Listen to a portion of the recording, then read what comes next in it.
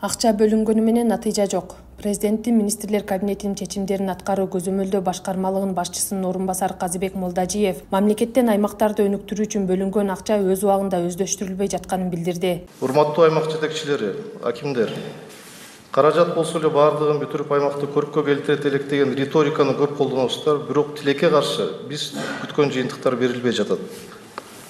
Урматтуу президентибиз Садыр Нуркожоевич ар бир региондун өнүктүрүү фондуна ири каражаттарды бөлүп берүүдө, бирок натыйжалар жетишсиз болууда. Тактап айтканда, 40 райондун жана 7 облустун өнүктүрүү фонддорунун бөлүнгөн каражаттын көлөмү жыл сайын өсүп жатат. 2024 жылга фонддордун такталган бюджети 4 миллиард 639 миллион сомду түзүп, 2023 жылга салыштырмалуу фонддорду каржылоо 1 миллиард 156 миллион сомго, башкача айтканда 44% көбөйгөн.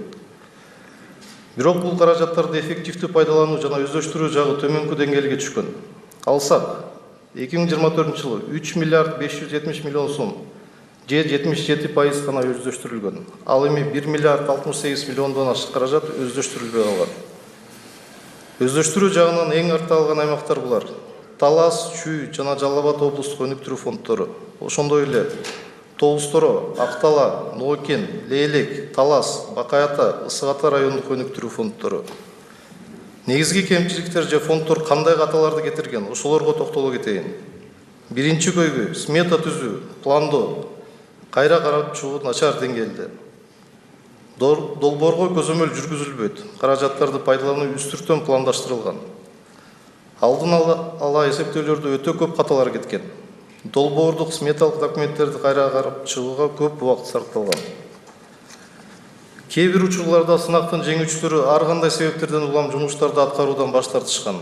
Долбоорлор жетиш иштелип чыккан жана бекитүүгө жана каржылоого чейинки процесс үстүртөн жүргүзүлгөн.